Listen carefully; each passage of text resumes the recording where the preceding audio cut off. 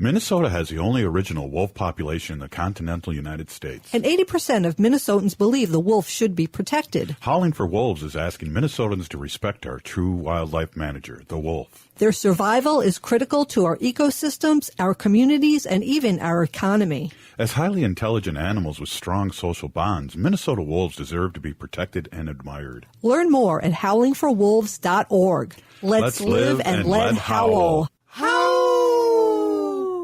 If the statistics say that 1 in 3 Native women and 1 in 6 Native men have experienced sexual assault in their lifetime, it means our whole community is affected by sexual violence. 1 is too many. Don't stand by. Stand up. Don't engage in acts of sexual violence, and shut down the dirty jokes, the gossip, the victim blaming and shaming. As a community, we can change the way we respond. Contact the Minnesota Indian Women's Sexual Assault Coalition to attend a workshop to learn more. Sponsored by the Minnesota Indian Women's Sexual Assault Coalition.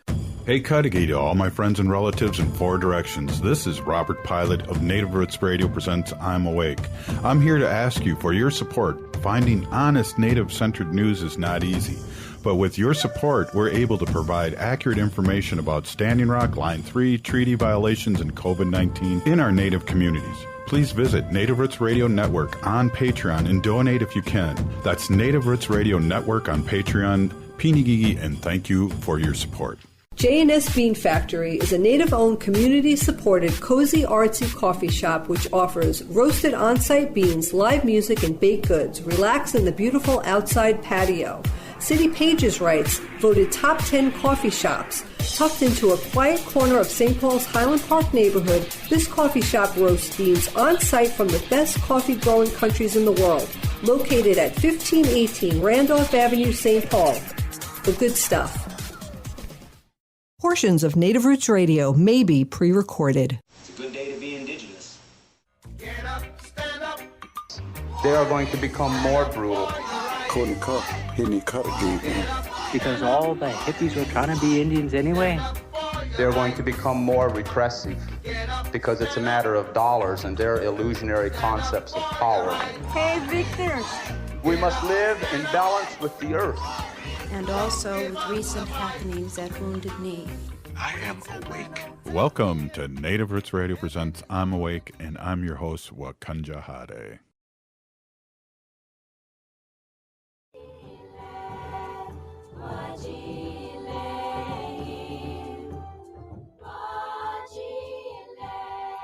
Hey, Cudahy to all my friends and relatives in 4 directions. You are listening to Native Roots Radio presents I'm Awake, and I'm your host, Robert Pilot. We discuss local, national, and Native news and events. And as you know, Haley, Native issues are human issues, and human issues are Native issues. Yes, you are right, Jaga. And this portion of Native Roots Radio is presented in partnership with Little Moments Count. You know, Little Moments Count is a statewide collaborative focusing on helping parents and caregivers learn about the importance of brain development in the first 3 years of life. And we have a guest here, Haley, Jannan Cotto, and we're really excited to talk to Jannan. Let me just give you a quick synopsis of who Jannan is. Jannan Cotto is a child care systems coordinator for First Children's Finance. First Children's Finance is a national nonprofit organization that provides loans and business development assistance to child care business serving low and moderate income families. And wow, welcome to Native Roots Radio. Thank you for having me. Well, we got a bunch of questions to ask you, but we've really been talking with Little Moments Count for 2 years now, Haley, and we've all talked about how important it is those first 5 years, really, but the first 3 years for sure, and how important it is. And I got a quick question for you: is why do you think it's so important to have high quality, culturally relevant childcare, and especially the first 3 years? Well, as we know, the first 3 years are critical to brain development. And so children need high quality care as a foundation for their success later in life and in school. And, just to put a spin on it, one of the real important reasons, especially the way FCF approaches it, is that having childcare allows for parents and communities to thrive, especially from an economic development standpoint. It allows parents to be able to go back to school. It allows families to plan and grow their families, and it contributes to employers being able to have productive and happy employees that they retain, and overall is just good for communities and good for the economy. Yeah, definitely. And we know with that brain development too, the first 3 years is such an important thing. And some places in the state I know are just childcare deserts in a big way. And so you work as a childcare systems coordinator at First Children's Finance. Can you tell us more about this role and a little bit about First Children's Finance? Yeah, absolutely. I've been with First Children's Finance since May of 2023. So it is a rather new role for me. I've been in the position of systems coordinator for less than a year. But First Children's Finance is the only national nonprofit that addresses the business and finance needs of childcare. And we do that in three ways. We build the financial sustainability of childcare entrepreneurs. We partner with communities to grow their childcare supply, and we influence systems such as tribes and states and territories to provide supports and the investments that they need to sustain childcare and to grow their supply. We feel like engaging on all three of these levels is especially critical to supply building and sustainability of tribal childcare. And so, in my role as childcare systems coordinator, I support tribal nations' efforts to build, improve, and sustain their high quality, culturally relevant early care and education systems. I was talking to somebody about this in another show, and there is such a shortage of high quality childcare. Why has there been such a shortage? Well, there's been a shortage for a long time. It was definitely spotlighted through the pandemic, and of course, that is something that we all became aware of, and it's got such a huge impact on the economy, and that's really how it sort of came to into the spotlight through the pandemic. I just wanted to share a few fun facts with you all. I wouldn't call them fun necessarily, but they're facts There you go. about the impact that childcare has on thriving economies. So 27 million Americans rely on childcare in order to work. The United States loses an estimated 122 billion a year due to childcare challenges. Businesses lose on average $1,640 a year for each working parent due to lost revenue and hiring costs because of insufficient childcare, totaling 23 billion annually. 77% of small business leaders say access to high quality, affordable childcare is essential or important to strengthening the economy and helping workers. So, just a few facts there that really highlights how important childcare is to our communities and our economy. One of the reasons, the big reasons, is because of the way that childcare is financed currently. So a lot of times there is sort of a decision that has to be made to either charge parents the actual cost of care so that business owners or program owners can pay their workers a living wage and retain them and keep their classrooms staffed and have as many classrooms open as possible and pay their bills and pay their insurance and do all the things and meet their actual costs. Or on the other hand, the decision is to pay less than a living wage, have a hard time attracting people into the field because the pay isn't appealing, have a hard time keeping workers because they can't afford to live on the wage that they have, and then consequently lose their staff, not have enough staff to staff their classrooms, not being able to enroll as many students, as they need to. And so it's really just kind of a cyclical issue. Yeah. Has to do with the actual cost of care. It's so much higher than people really realize. Yeah, it does. And, why do you think and why does your organization think that being culturally relevant for our young ones is so important? Well, I can talk about that from my personal perspective. Mhm. Personally, I think it's so important to um, provide culturally relevant care and learning at all ages, but especially in the first few years of a child's life, because it really sets a foundation for strong cultural identity. And we know there's lots of research out there that says that there are so much better outcomes for kids that grow up with that strong cultural identity in many different ways. So, from their resilience, their academic success, their likelihood to be involved in any sort of like abusive relationship or, addiction. All of those outcomes are so much better when kids are connected to their cultural identity. And it helps us preserve our cultures and our language, which we know are endangered, unfortunately. Yeah.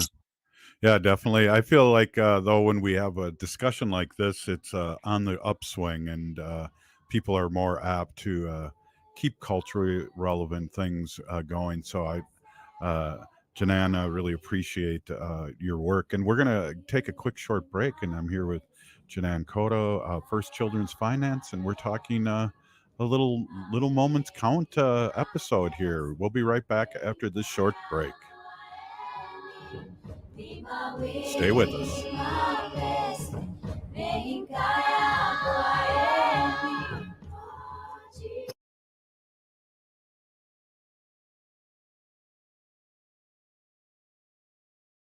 Minnesota has the only original wolf population in the continental United States. And 80% of Minnesotans believe the wolf should be protected. Howling for Wolves is asking Minnesotans to respect our true wildlife manager, the wolf. Their survival is critical to our ecosystems, our communities, and even our economy. As highly intelligent animals with strong social bonds, Minnesota wolves deserve to be protected and admired. Learn more at howlingforwolves.org. Let's live and let howl.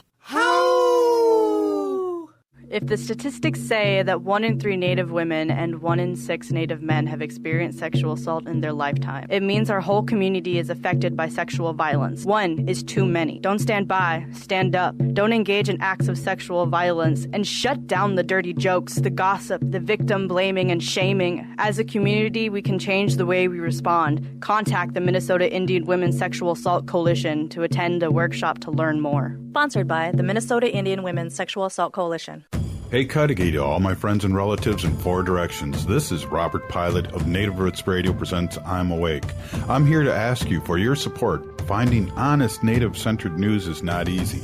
But with your support, we're able to provide accurate information about Standing Rock, Line 3, treaty violations, and COVID-19 in our Native communities. Please visit Native Roots Radio Network on Patreon and donate if you can. That's Native Roots Radio Network on Patreon. Pinigigi, and thank you for your support.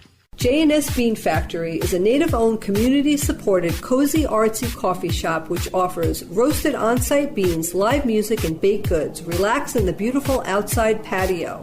City Pages writes, voted top 10 coffee shops. Tucked into a quiet corner of St. Paul's Highland Park neighborhood, this coffee shop roasts beans on-site from the best coffee-growing countries in the world. Located at 1518 Randolph Avenue, St. Paul. The good stuff.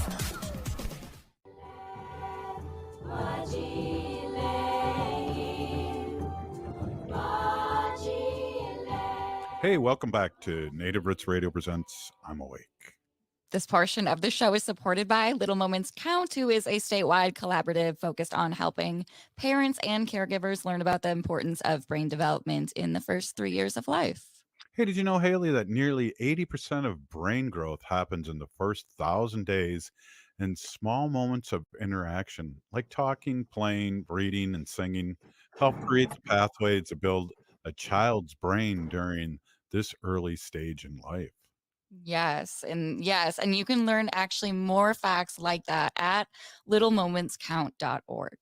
Hey, we're here with Jannan and Cotto, and we are talking about the child care system and first children's finance, and really a lot of information about the background of how important it is for not only early childhood but development, but also the people that take care of our little ones, and how you guys support and with childcare across Turtle Island. So really happy to have you on and talk a little bit about this. I have a quick question, Janan, and one of it is you were in the Twin Cities here this past week. Can you tell us a little bit about what you were doing here? Yeah, I just landed at like midnight last night. So, First Children's Finance hosted the early care and education collaboratory convening of tribal nations. We were in town. We had gathered 10 tribes from 6 different states. We came together at the Minneapolis Federal Reserve Bank, which houses the Center for Indian Country Development. And we brought cross functional tribal teams together. So, not just education folks, but folks from representing department leadership and divisions and levels of government from across the tribe to come together, step away from their everyday work to have the time and the space to focus and look at what they have in their early care and education systems, and what they want to do, where they want to go, set some priorities, and really start thinking about some planning improvements, so that they can build and sustain what they already have. We had some really good speakers, very inspiring presentations from the Tribal Child Care Association of California. So there are over 100 tribes in California, and they were able to mend their relationship with the state. And now the state is giving tribes money to support their ECE systems because of that relationship building. So they told their story. We had 2 women from a licensed childcare on Fond du Lac Res called Grandma's House, which is a land-based immersion preschool. And they have an incredible story of how they developed this grassroots program for families in the community. And they're building language speakers. And for some families, the kids are the first ones speaking in their families in 4 generations. And so Wow. just really inspiring speakers. We had the Center for Indian Country Development share a couple of really neat data tools that they've developed that can help tribes make data-informed decisions, and also help tribes see what other tribes are doing and what they're successful at in terms of like their business kind of planning, the kind of loans they're getting, who's lending to them, how they're getting access to capital, who's using the new market tax credit, and just some really, really cool information learned, including First Children's Finances, a level essential elements of the ECE business ecosystem, which is our assessment and planning tool, and really takes like a cross-functional look at systems and helps leaders think about like each element, each component of a system, and how they all kind of like work together to help support ECE. Wow, I was just talking with the mic muted, but that's amazing. So your job basically as a systems coordinator is to help tribes and businesses to maneuver through these financing and opportunities. Is that correct? Yeah, that is correct. Financing and kind of like overall operations as well. So we help tribes see how things like helping um, support your workforce and ensure Yeah. the people that are running your programs, your businesses are savvy and they understand how to appropriately set rates and how to pay people. And Mm. sometimes that's not a decision of like maybe an administrator, but that might be an HR or tribal council question. If it's a question of like, what's the tribal living wage and what are we making sure everyone gets paid no matter what work they're doing if they're starting at the bottom. So we really help people think about those big systems questions and understand how they intersect to support ECE. I imagine too, this is really good for nations across the country with their development of their workforce and casinos. If they can have a child care entity next to their casino and take care of their workers, because again, we have such a work shortage here in Indian country when it comes to our gaming. That would help the tribes immensely. Yeah, absolutely. And FCF currently has a program, First Children's First Nations. We call it FCFN for short. And we, through that program, which is philanthropically funded, can go into communities and help them take a deep dive into a child care needs assessment to really deeply understand their needs. We talk to parents, we talk to providers, we talk to employers, and we help tribes get to know what the need is so that they can build a plan around that. And one of our tribes is really looking at like that need of, supporting their casino employees. So they're thinking Yeah. about child care potentially at the employee. They're looking at several different facilities. That's kind of part of their plan, doing a facilities audit and looking at where they can place something like that and support the people that work for their business so that their Yeah. business is successful. Yeah, that's huge. This isn't in my round of questions, but I'm wondering how can people get in touch with you and get in touch with your organization? Yeah, absolutely. They can find information on our website about our organization overall at firstchildrensfinance.org. Um, they can find information about the ECE Collaboratory at ececollaboratory.org. And if folks have questions for me about the tribal work that FCF does, they can absolutely reach out to me via email. And I can share that in the chat if that makes sense, or I can say it out loud. Well, it is a radio show, so it would be cool if you said it out loud, and then I'll send up Sure. the smoke signals later. Oh, wow. That's sounds good. So folks can email me.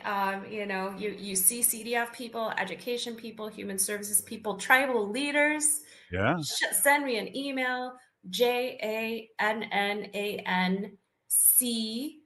at firstchildrensfinance.org. One more time. It is Jannan, JANNANC, as in cat, at firstchildrensfinance.org. Yeah, I think my nation should be contacting you. This is a good little thing you got going on here.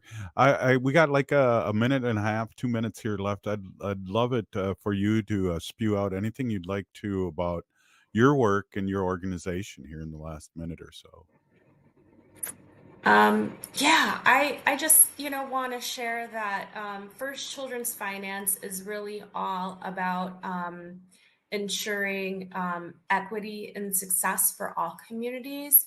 And it's grown a ton in the past few years, especially since the pandemic, and lots of people were getting, those COVID funds. And so that allowed us to grow.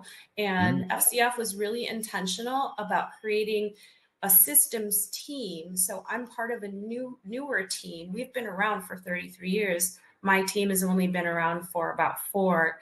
And in response to the pandemic, and part of that creation of that systems team was to support both states and tribes and territories as well. So FCF has been thinking about tribes. Knows tribes are important. Sees sovereignty as an asset. Tribes can do some really innovative, cool things because you don't have to follow what the state does.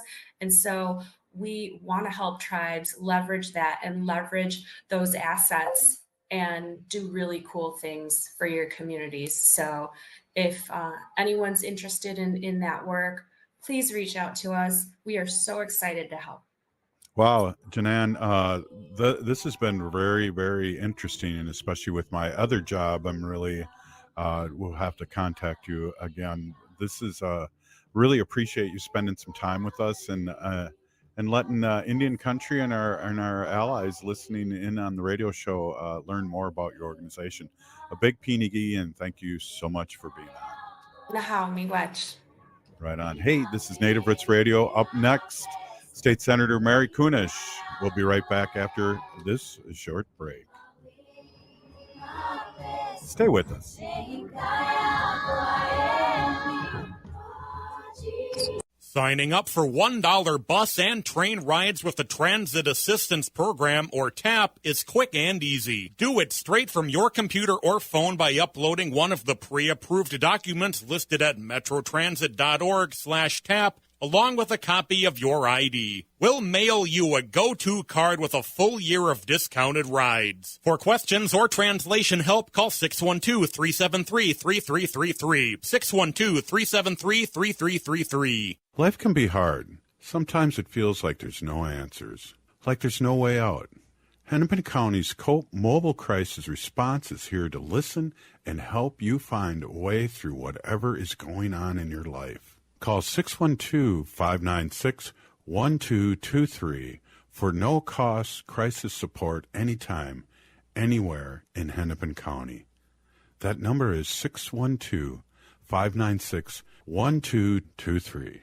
All My Relations Arts presents Okizi. Okizi means to heal, and the exhibition highlights the healing power of cultural revitalization for Native communities. Okizi showcases prints, mixed media, textiles, beadwork, digital collage, and glass sculptures by Native American and Sami artists. It explores Indigenous communities' active healing efforts through language revitalization, land back movements, and embracing traditional knowledge. Visit All My Relations Arts to experience Okizi through April 13th. More information at allmyrelationsarts.org. The city of Minneapolis is now on Native Roots Radio with Minneapolis AIR. AIR stands for American Indian Relations. Guest host Christine McDonald talks to people about important things affecting the city's Native communities. Minneapolis AIR dives into topics like public safety, public health, elections, and so much more. Tune in to Minneapolis AIR on Native Roots Radio from 5 to 6 p.m. on the second Wednesday of every month, right here on AM 950.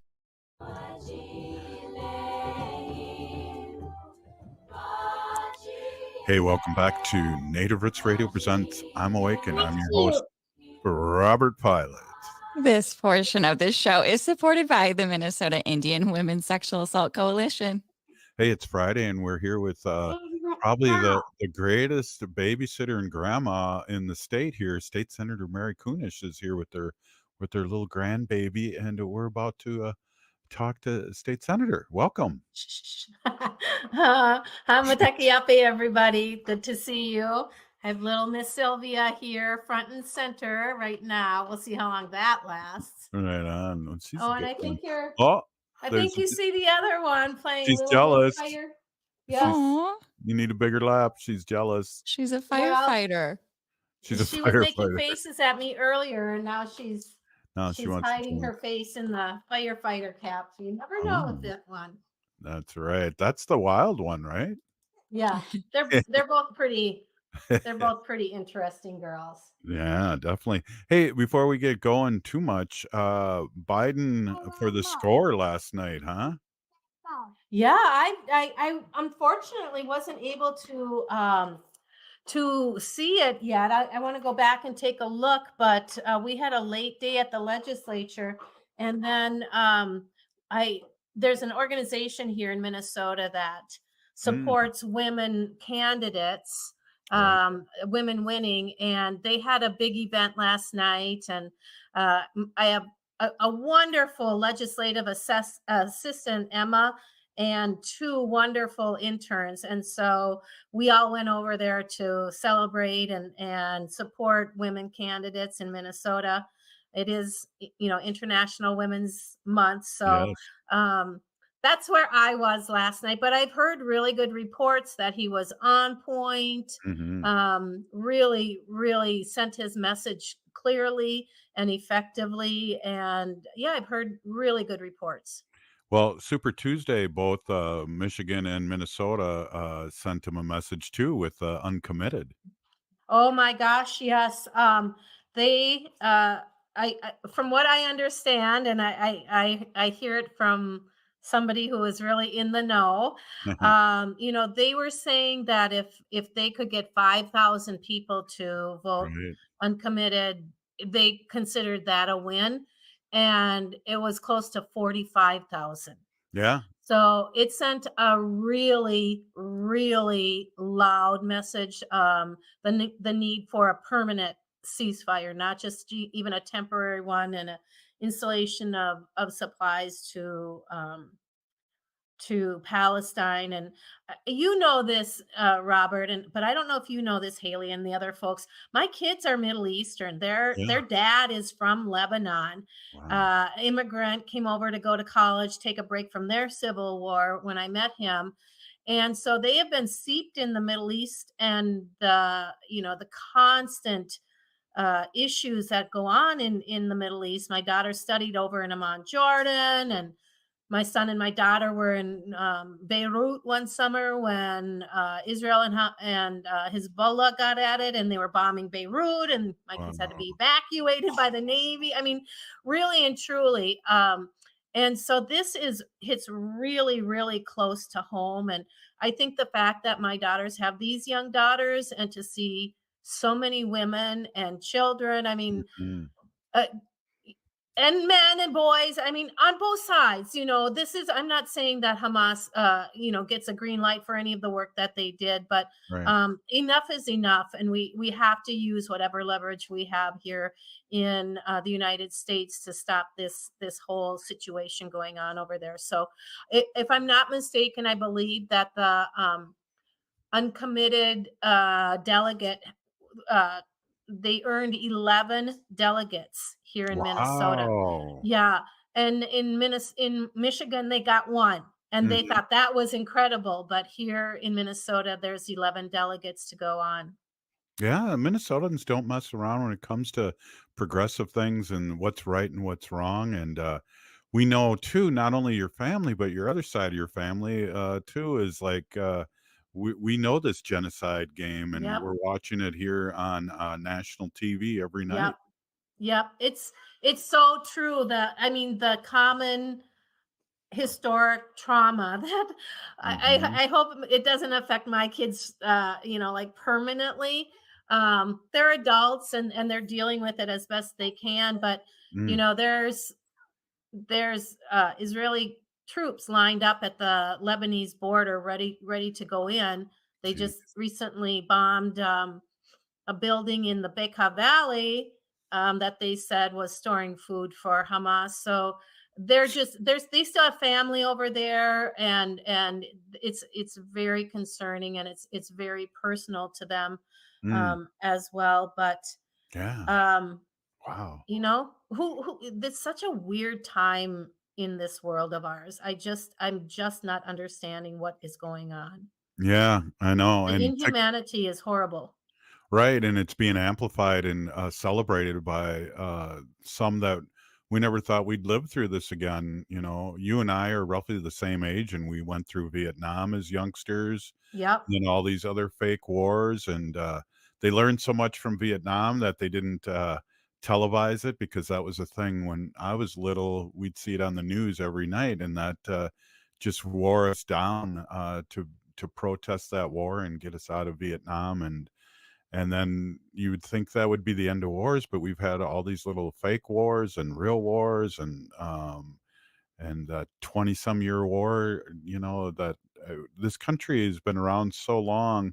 And I think only a small amount of years, I should say, out of the 270, 80 years that this country's been around, that it hasn't been in war. Yeah.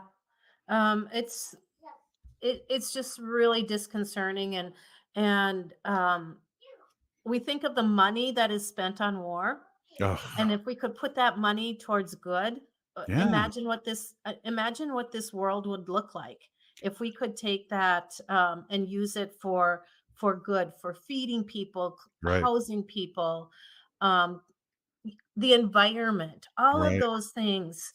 It just blows my mind. Well, It just heartbroken. what war does to the environment too is just Yeah, mind-blowing. People don't even think about that, but I always say, "Hey, make one less B-1 bomber for $1 billion and feed the country." yeah, You can have the 12 or 13 other ones, but just make one less and feed the country, but that's not in their jam. That's not that's, you know, there's too many rationales, too many jobs, too many people that are hooked with it. That's a segue out of this, before I start crying here, but, yeah, you know, you are, working hard as a warrior. There's a couple things I ran into, this week, and we'll talk about that maybe a little later, but, fresh in your mind, we have a land back situation here in Minnesota that you were helping with, and I wonder if you could tell our audience about that, what you were dealing with yesterday. yeah. Yesterday I presented a bill here at the state legislature that would reinstate, let's call it, um, the tribal sovereignty of the White Earth Nation to manage a state forest that is encased in the boundaries of the the reservation.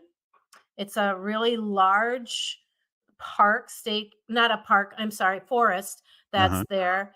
And it's been timbered, and the proceeds do not go back to the tribe. There's school trust lands that the tribes have not received any dollars for. It was I've been trying to find the history of when Minnesota, or when the tribe agreed to allowing the DNR to manage these lands and not really get much of anything in compensation, going on. I haven't found it. I found when the transaction happened and when the state of Minnesota, legislated that it becomes a forest that they manage. But I haven't found any kind of agreement or contract that the tribe had put out. And I need that stuff because as a library media specialist, I need information, I need Right. resources and that sort of thing. So I had a bill yesterday that I presented. It's Senate File 3480, and it's the land transfer back to the White Earth of the forest so that they can manage it. And we immediately got a lot of pushback on that, as you can imagine.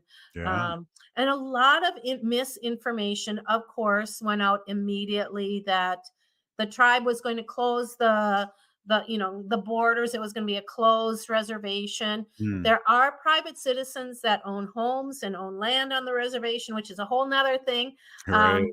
um, there again, there's timber uh, that are being actively cut and Mm. replanted and that sort of thing. So there's a lot of companies that are involved in there. There's many lake home in there. And it was, a lot of, as I said, misinformation that they were going to close the reservation, They were going to close the roads so anybody that lived, was non-native couldn't leave their house or Right. be on the roads, that they were going to take the land, that they wouldn't allow folks to hunt and fish. And there's some ATV and routes Trails. through there as well. And Mhm. that's the tribe has assured me that they have no intention of doing that. Right. And what the bill really does is it gives 5 years for this transaction to happen. Mhm. And it creates a task force that would be appointed by the commissioner of the DNR in consultation with the tribe. And they will make authorizations for recommendations of policy change and appropriations to facilitate that land transfer. And so when folks we're getting really worked up about that, especially commissioners and that sort of thing, I said, you have 5 years to build those relationships. You Yeah. have 5 years to create the agreement. It's not going to happen tomorrow. It's not going to happen in a year. There's 5 years of working together to get this done. And I'm hopeful, but I know it will be a hard task to do. Well, again, Peony Gigi for your work and supporting the tribes and starting the process. So I guess that's a big deal just to start the process. Yeah. Yep, it It is. really is. So, Yep. hey, we're here with State Senator Mary Kunesh, and up next, Senator Mary Kunesh, and we'll be right back after this short break. Stay with us.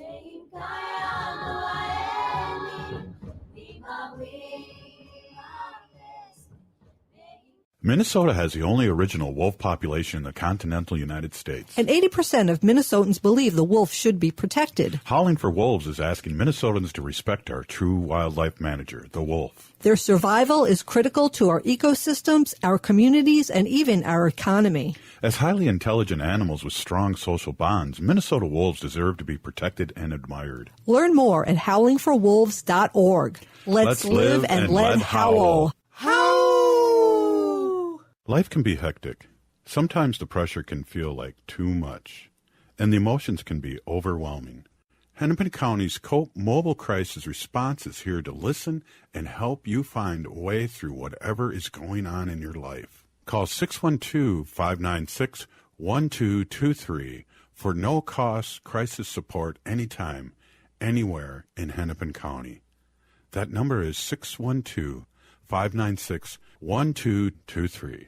If the statistics say that 1 in 3 Native women and 1 in 6 Native men have experienced sexual assault in their lifetime, it means our whole community is affected by sexual violence. 1 is too many. Don't stand by, stand up. Don't engage in acts of sexual violence, and shut down the dirty jokes, the gossip, the victim blaming and shaming. As a community, we can change the way we respond. Contact the Minnesota Indian Women's Sexual Assault Coalition to attend a workshop to learn more. Sponsored by the Minnesota Indian Women's Sexual Assault Coalition. The city of Minneapolis is now on Native Roots Radio with Minneapolis AIR. AIR stands for American Indian Relations. Guest host Christine McDonald talks to people about important things affecting the city's Native communities. Minneapolis AIR dives into topics like public safety, public health, elections, and so much more. Tune in to Minneapolis AIR on Native Roots Radio from 5 to 6 p.m. on the second Wednesday of every month, right here on AM 950. Hey, Cudahy to all my friends and relatives in 4 directions. This is Robert Pilot of Native Roots Radio presents I'm Awake. I'm here to ask you for your support. Finding honest Native-centered news is not easy.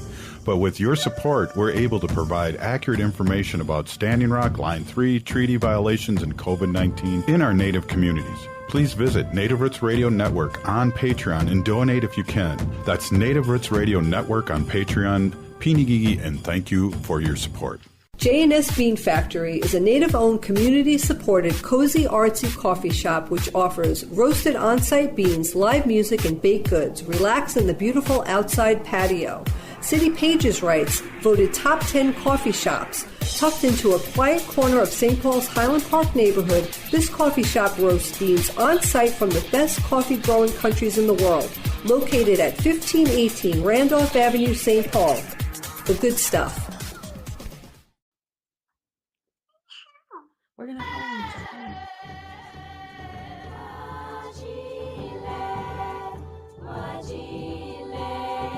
Hey, welcome back to Native Roots Radio Presents I'm Awake. This portion of the show is supported by Howling for Wolves, protecting wolves for future generations. Oh, can you howl? Howl, Sylvie. Howl. How? Howl. How? They got stage They just fright. were intrigued by the picture of the owl, of the wolf. Yeah, yeah. I heard one of them howl a little bit, right? Yeah. They're actually really good howlers, but How? I Little think they wolf got a little puppies. distracted. Yeah. Yeah. Awesome. Hey, we're here with that's right, we're doing a radio show. We're here with State Senator Mary Kunesh, and we're just checking in like we do every week. A great land back operation you're going on and getting that first ball rolling. I think that's very important. Also, earlier this week, I know you were presenting a bill about smudging. You want to talk a little bit about that? Yeah. We had a bill from last year that didn't quite get through the legislature.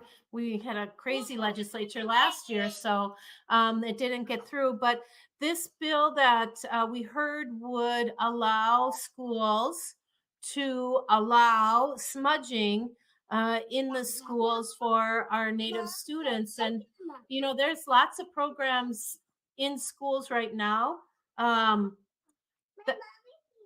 No, your mom's not here yet.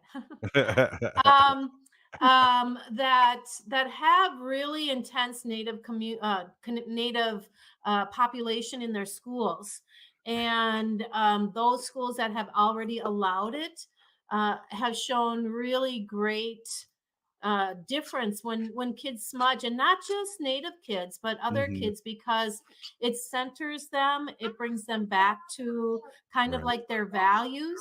Okay, just a minute. And it's, the cultural significance of it is not lost on anyone. And I was really impressed by how the folks in the legislature on both sides of the aisle really listened intently and asked really good questions about it. We had the principal Mhm. from which school is it? One of the schools came to talk about how they implemented in their school and allow it. And then we had Uh-huh. a bunch of students come. Suzanne Nash brought a number of students to Nice. talk about how important it was to them. And it Mhm. was just, yeah, Harding, was it Harding? I think it was the principal from Harding that came. Oh. And it was just a really, really good kind of introduction and education. And I feel like that's what we do a lot at the legislature, is educate folks on Right. these really unique issues. And Mhm. so it passed on to the next. It has to go to state government finance because there are some safety, issues, fire or smoke or whatever. Right. But I think we're going to be okay on this one. I think so. Yeah, I don't know if you remember me telling you this, but when I taught for many years, we did smudge at Harding, and we had full support of the custodians too, because there was an alarm in my studio. I can't remember if it was a smoke alarm or if it was just a. But anyways, they were able to turn that off when we asked to smudge in the morning, and so it was very centering, and it was open to everyone. I'm glad you said that too, because not only my all native homeroom that I had at Harding and that I started there in the first one in the district to have an all native homeroom, it was centering, but it was also open to everyone. And I think that's a really good point that you brought up about that. Yeah. And I know you mentioned, St. Paul School District was maybe the first one in the metro area to allow smudging in the Officially. schools. And Officially. I was really fortunate to be there the night that they had the hearing and it was Mhm. approved. And of course, that was led by John. John Bobolink. Yeah. And so we will have to see about, recognizing him in Yeah. this bill for the work that he did in that way. Yeah, and the one thing about John too, I had an opportunity to speak, and one thing about John is that he was there for the students and the kids, and he was always there for the right reason. And it was important for me to bring up because I was on the parent committee that he never held grudges, and he really never did. He was a good soul and a great leader, and he'll be missed. He is, and I think we talked about this. I saw him at last just a few Yeah. weeks ago at the Anda Young powwow, and Hmm. he did not look well, but I didn't expect him to go as quickly as he did. So, Yeah. rest in peace, John. But I'm glad I got to see him that one last time. And prayers to his family. What a strong family. His son John the Third spoke, and it was like, wow. I know your father's proud of you. He spoke very well and had spoken in front of a large group and did really well.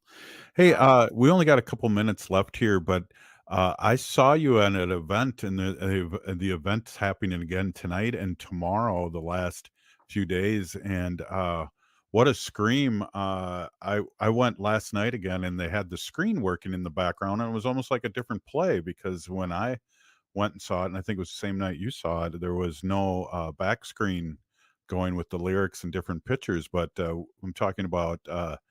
The supported by New Native Theater, Bear Grease, the play. Yeah.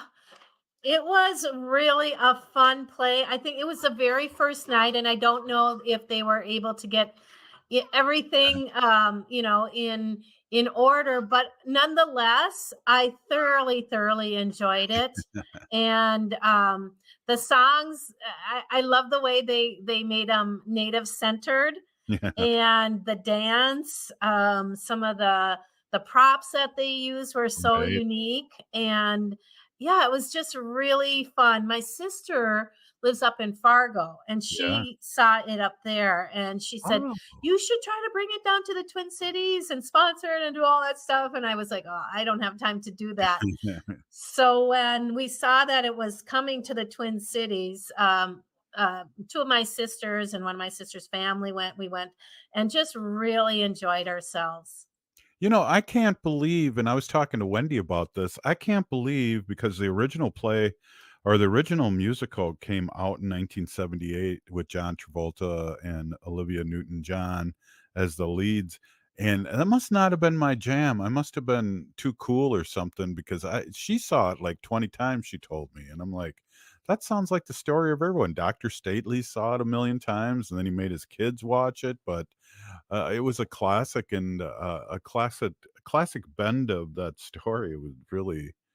It was a lot of fun, and I might sneak out there tonight because my daughter Jelaine and her husband Micah are going to be there, and I might just go up there and hang out with them and go see it again. Okay. Ooh.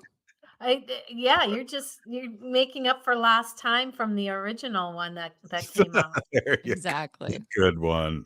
Yeah. Yeah. Well, what else? We got like 2 more minutes here. What else would you like people to know, especially with your work up at the Capitol and come Yeah. visit you and all those things that I haven't been able to get up to the Capitol, and I'm usually up there a lot.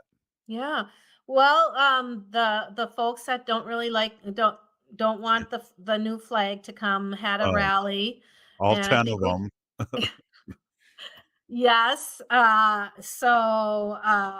was too bad, for them, but it just showed that either people just didn't think it was worth their time to come out or they're just not supporting it. And I'm hearing more and more people excited about the flag and about the change that will happen by the middle of May. And still really, really proud of the work that we did Yeah. and the process that we went through and the fact that we won't have a racist symbolism on our flag anymore. There is Hmm. that. There is Yeah. that. Definitely, Yeah. and I love the flag and great job, State Senator, for leading the charge on that. And Thank you. yeah, ten protesters. They even had a camera out there to show it. But again, Peeny Gigi, for all your work, and thank you so much for sharing your time and your grandchildren's time with us here on Native Roots Radio. Really appreciate it. You bet. Wapilatanka, everybody. Take care.